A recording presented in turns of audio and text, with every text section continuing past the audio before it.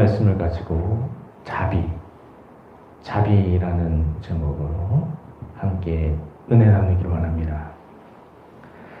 예전에 숭전대학이라고 있었습니다.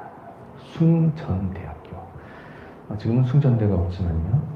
숭전대라고 하면 전에 숭실대학교와 대전에 있는 한남대학교가 이게 병합을 한 적이 있었는데요. 그때 당시 한남대가 대전대였기 때문에 숭실대의 숭자와 대전대의 전자 합쳐서 이제 숭전대학이라고 이름이 지어졌었습니다. 숭전대학교의 초대 총장님이 김형남 박사님이셨는데요. 김형남 박사님과 관련해서 한 가지 일화가 있습니다.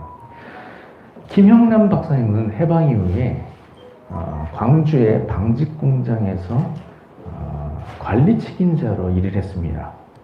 근데 하루는 이 총무부 부장이 결제를 올리는데 여종업원을 이제 해고시키라는 그런 결제를 올렸습니다. 그래서 이유를 들어보니까 여종업원이 이제 폐결핵에 걸렸다는 것입니다. 그래서 해고를 해야 된다고 이렇게 결제가 올라왔습니다. 김영남 박사님, 이 여직원이 걱정이 됐습니다. 돈을 벌고떼고 여기 공장에 들어와서 3년 동안 일했는데 이제 얻어가는 것은 이제 병만 얻어가게 되니까 안쓰럽기에 그지없었습니다. 또 부모님도 안 계셔서 오갈 데도 없는 신세가 되어서 사정이 딱했습니다. 그래서 박사님이 6개월 동안 도와주기라고 요양원에 보내라고 이렇게 이야기를 했습니다. 요양원으로 보내서 치료를 받게 하라고 말했습니다. 젊은 사람이기 때문에 병이 빨리 나을 것이고 그렇게 되면 또 공장에 다시 돌아오든지 아니면 본인이 이제 선택하도록 이렇게 시켰습니다. 그런데 총무부 부장이 반대를 하는 것입니다. 이것이 선례가 될 수가 있다고 하면서 반대를 하는 것입니다. 그러나 김영남 박사님은 자신의 봉급에서 돈을 떼어서 그녀를 도울 것이라고 하면서 이 불쌍한 여직원 돕는 일을 뜻을 굽히지를 않았습니다. 김영남 박사님 그 이후에도 숭실대 이사장으로 역임을 했고요. 또 광주에서 섬유공장을 운영하면서 지역에 37개 되는 많은 교회를 개척하기도 했습니다. 어려운 이웃이 있을 때 불쌍히 여기는 마음을 가지고 자비를 베푼 사람, 하나님이 그를 인정해 주시고 더 큰 은혜를 허락해 주십니다. 사랑하는 성도님들은 불쌍한 이웃에 대해서 언제나 자비를 베풀므로써 하나님께서 그 믿음을 인정해주고 하나님께서 큰 은혜를 베푸시는 모든 성도님 되시기에 주님의 이름으로 축원드립니다. 우리가 계속해서 성령의 9가지 열매에 대해서 살폈는데 오늘은 그 5번째 덕목인 자비입니다. 성령의 9가지 열매 중 자비는 크게 나누어서 2가지 경우에 자비를 베푸는 것입니다. 첫 번째는 잘못을 범한 사람에 대해서 자비를 베푸는 것이죠. 그리고 두 번째는 어려운 처지에 있는 사람에 대해서 자비를 베푸는 것입니다. 먼저 본문에서 말씀하신 자비, 관용을 말하는 것이죠. 다른 사람이 잘못을 하는 일이 있을 때 그럴 때 사람들이 어떡하죠? 그 잘못한 사람 비난하고 또 정죄하고 또 응징하는 태도를 보이게 됩니다. 하나님께서는 그것이 아니죠. 잘못을 범한 사람이 있더라도 그 사람을 용서하고 이해하고 사랑으로 인도해 주는 것이 하나님의 뜻입니다. 한번 예수님께서 제자들과 함께 밀밭 사이로 가셨습니다. 그때 제자들이 시장에서 밀삽을 잘라 먹었죠. 우리나라 법에 의하면 그런 행동은 잘못이 되지만 율법에 의하면은 그것을 거두어가는 것은 죄지만 그것을 따먹는 것은 당시 허락된 일이었습니다. 그 일은 문제가 되지 않는데 바리새인들이 이 제자들의 행동을 문제 삼았는데 안식일을 범했다고 문제를 삼았습니다. 안식일에 하지 못할 일을 행했다라고 비난을 하는 것이었습니다. 그때 예수님께서 이 예외의 조항들을 드시면서 설명을 해주셨죠. 첫 번째는 다윗이 그와 함께한 사람들과 하나님의 전에 진설병을 먹은, 제사장들만 먹을 수 있는 진설병을 먹은 일이 있는데 하나님께서 예외적으로 용납해 주셨죠. 그런 일을 들었고, 또 제사장들의 안식일에 성전에서 일을 하는 것, 그것이 죄가 되지 않는 것, 그것을 말씀을 하셨습니다. 그런 것을 통해서 제자들의 행동이 잘못이 없다는 것을 말씀하셨죠. 그러면서 말씀하신 것이 나는 자비를 원하고 제사를 원하지 아니하노라 하신 뜻을 너희가 알았더라면 무죄한 죄를 정죄하지 아니하였으리라 라고 말씀하십니다. 나는 자비를 원하고 제사를 원하지 아니하노라. 하나님께서 우리에게 원하시는 것은 자비입니다. 우리가 물론 제사와 예배를 통해서 하나님을 섬겨야 되지만 그보다도 하나님께서 우선적으로 우리에게 요구하시는 것이 바로 자비인 것이죠. 그래서 예수님께서 말씀하신 것처럼 우리가 다른 사람의 행동에 대해서 비난하고 정죄하고 응징하는 자세를 취해야 하는 것. 이런 자세를 취하기 전에 우리가 먼저 상대방에 대해서 관용하는 자세를 먼저 취해야 한다는 것입니다. 이와 같이 성령의 9가지 열매로서의 자비는 먼저 다른 사람에게 대해서 관용하는 마음을 갖는 것을 말하는 것입니다. 본문에서 자비의 두 번째 의미는 불쌍히 여기는 마음입니다. 어려움에 처한 사람이 있을 때 그 사람은 불쌍히 여기고 그 사람을 돕는 것을 말하는 것입니다. 한 번은 한 율법사가 예수님을 찾아와서 내 이웃이 누구입니까? 하고 질문했습니다. 그때 예수님께서 선한 사마리아인 비유를 말씀하셨죠. 선한 사마리아인 비유의 대략적인 내용은 이런 것입니다. 어떤 사람이 길을 가다가 강도를 만났습니다. 강도들이 그 사람의 옷을 벗기고 때려서 거의 죽게 됐습니다. 죽게 된 사람을 놔두고 도망갑니다. 그 이후에 제사장과 레위인이 각각 지나가게 되는데요. 그 사람을 돕지 않고 그 사람을 피하여서 지나가게 되었습니다. 물론 사정이 있었겠죠. 그렇게 두 사람이 이제 지나간 이후에 사마리아 사람이 다시 지나가게 되었습니다.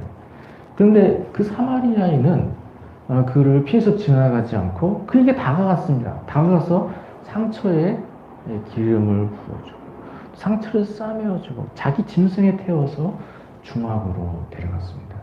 그 주막으로 데려가서 그것을 돌봐주고 또 그 다음 날이 되어서 일을 보러 갈 때에도 또 그 사람을 놓고 간 것이 아니라 또 주막의 주인에게 또 돈을 주면서 그 사람을 돌봐주라고 부탁을 했죠.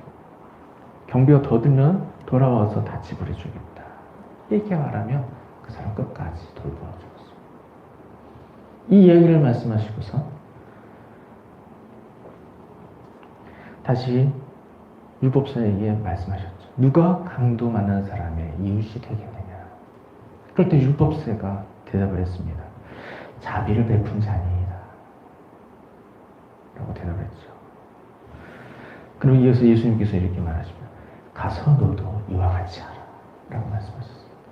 예수님께서 선한 사마리아인의 비유를 통해서 자비를 베푸는 모습에 대해서 이야기를 해주셨습니다. 그리고서는 그와 같이 가서 너도 이와 같이 하라. 라고 말씀하셨습니다. 이렇게 말씀하시는 것입니다. 선한 사마리아인처럼 너희도 자비를 베풀어라. 이렇게 말씀하십니다. 예수님께서 자비를 베푸는 것을 말씀하신 것처럼 성경의 9가지 열매 중 이 자비는 두 번째 의미로서 불쌍히 여기는 마음을 갖는 거죠. 불쌍히 여기는 마음을 가지고 어려움에 처한 사람을 도와주는 것을 말하는 것입니다. 이와 같이 성령의 9가지 열매 중 자비는 잘못을 범한 사람에게 대해서 관용을 베풀어 주는 것, 그리고 어려운 처지에 놓인 사람을 불쌍히 여기고 도와주는 것, 이것을 말하는 것입니다.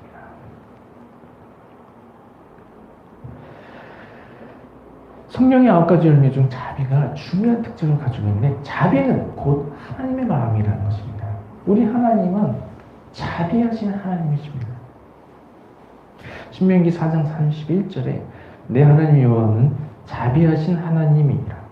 그가 너를 버리지 아니하시며 너를 멸하지 아니하시며 내 조상들에게 맹세하신 언약을 잊지 아니하시리라 라고 했습니다. 내 하나님 여호와는 자비하신 하나님이시다. 우리가 섬기는 하나님은 자비하신 하나님이십니다. 하나님은 우리에게 무한한 자비를 베풀어 주십니다. 하나님이 이미 무한한 자비를 베풀 수 없는 그 무한한 자비를 베풀어 주십니다. 하나님이 우리에게 자비를 베푸시면 우리를 용서하신 것이죠. 우리가 죄에 빠졌을 때 우리를 멸하시지 않고 우리를 용서하시고 우리를 구원하신 것입니다. 하나님 우리를 용서하시고 우리를 구원하시는 걸 보면 하나님 무한한 자비의 하나님이신 것을 우리가 알 수가 있습니다. 하나님 심지어 우리의 죄를 사하시기 하나님의 외아들 예수님을 십자가에 못 박히게 하셨습니다. 예수님을 알고 우리 위해 대신 형벌을 받게 하심으로 우리의 죄를 모두 용서하셨습니다. 하나님 이처럼 우리에게 무한한 자비를 베풀어 주셨습니다. 하나님 앞으로도 영원히 우리에게 자비를 베푸십니다. 하나님은 우리를 버리지 않으셨습니다. 하나님은 우리의 아버지가 되셔서 우리를 천국으로 인도하시기까지 우리를 버리지 않으십니다. 이후에도 우리를 영원토록 자녀로 여기시고 은혜를 베풀어 주십니다. 이처럼 하나님은 영원토록 우리에게 자비를 베풀어 주십니다.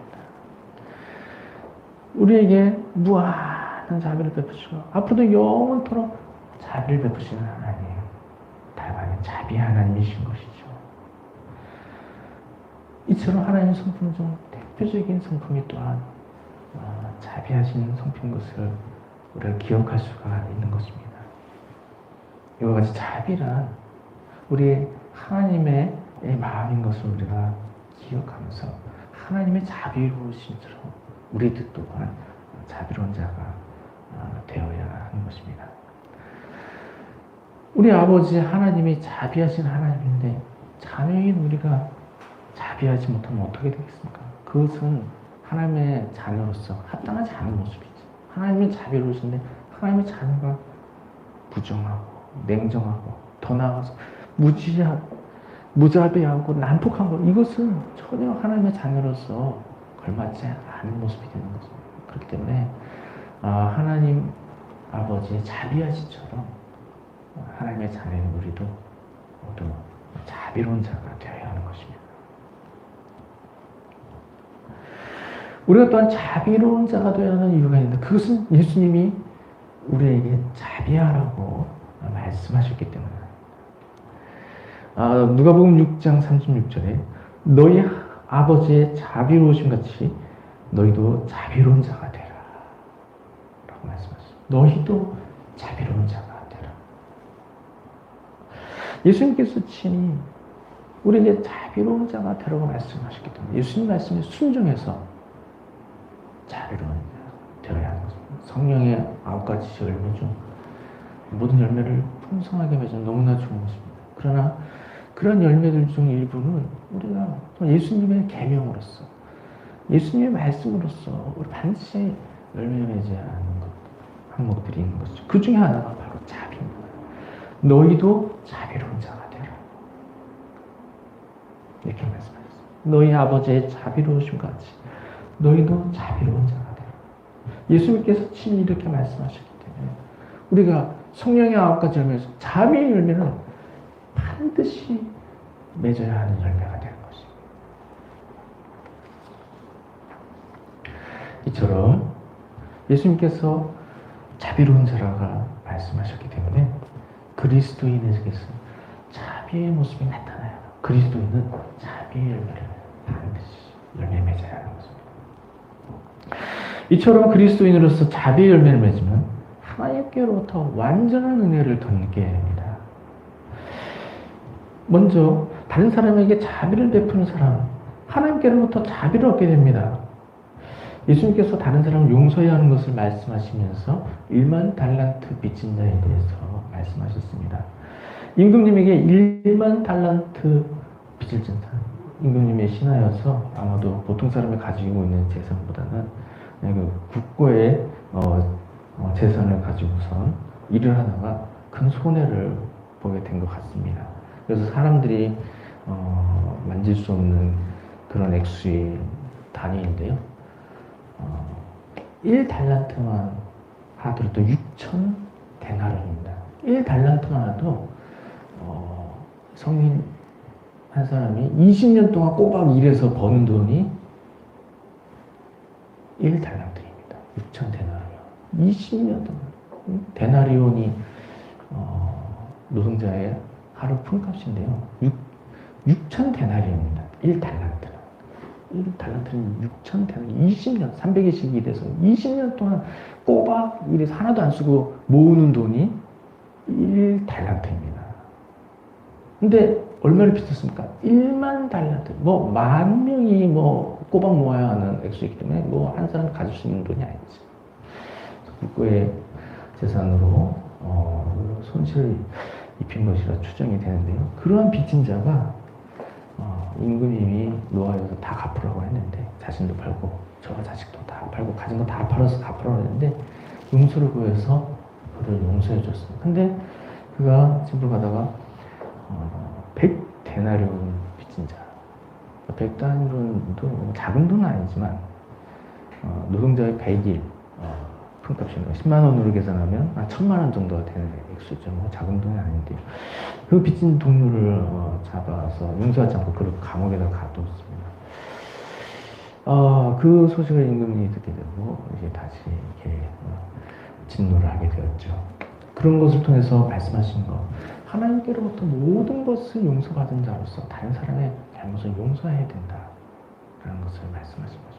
하나님이 나의 잘못을 다 용서해주고 영원한 생명을 주시는데 우리가 다른 사람 용서 못할 게 뭐가 있습니까? 하나님께서 다 은혜로 베풀어 주는데 다른 사람에 의해서 조금 손해봤다고 해서 용서 못할 것이 뭐가 있겠습니까? 그래서 다른 사람의 작은 잘못도 다 용서해야 된다라는 것을 말씀하신 것이죠. 이와 같이 우리가 다른 사람을 용서할 때 하나님께로부터 용서의 은혜를 받게 되는 것입니다. 우리가 다른 사람에게 자비를 베풀 때 하나님께로부터 자비를 얻게 되는 것입니다. 그렇기 때문에 우리가 하나님께로부터 자비를 얻기 위해서도 다른 사람을 모두 용서해야 되는 것입니다. 이와 같이 다른 사람 모두 용서하고 다른 사람에게 자비를 베풀면 하나님께서 나의 모든 죄를 용서해 줍니다. 우리가 이 땅에서 살아가면서 얼마나 많은 죄를 범하게 됩니까? 알게 지는지 모르게 지는지 하나님께서 잘못을 수없이도 많이 하게 됩니다. 그럴 때마다 그런 것을 하나님이 다 책망하셔 벌하시면 어떻게 되겠습니까? 그러니까 우리가 많은 고난에 빠지게 되는 것이죠. 그래서 우리가 우리에게 지은 죄를 모두 용서하기 위해서 다른 사람에게 항상 자비를 베풀어야 돼요. 다른 사람에게 자비를 베풀면 하나님이 나를 온전히 용서해 주십니다. 때때로 잘못을 범하더라도 죄를 깨닫고 뉘우치기만 하면 하나님 모든 죄를 용서해 주십니다. 이처럼 모든 죄를 용서가 될 때 하나님과의 막힌 담이 사라지고 하나님과 긴밀한 관계가 형성된 것입니다. 그 일을 통해서 하나님께로부터 풍성한 은혜를 덧입게 되는 것이죠. 사무엘하 22장 26절에 자비한 자에게는 주의 자비하심을 나타내시며 완전한 자에게는 주의 완전하심을 보이시며 라고 말씀했습니다. 자비한 자에게는 주의 자비하심을 나타내시며 우리가 다른 사람에게 자비를 베풀어야 하나님께로부터 자비를 얻게 되는 것입니다. 더 나아가서 자비를 베푸는 사람은 하나님께로부터 완전한 은혜를 덧입게 됩니다. 자비를 베푸는 사람은 예수님의 사랑의 계명을 온전히 지킨 사람입니다. 다른 사람의 잘못에 대해서 자비를 베풀면 다른 사람을 용서하는 것이죠. 이처럼 다른 사람의 잘못을 모두 용서하기 때문에 다른 사람 모두를 사랑하는 일이 되는 것입니다.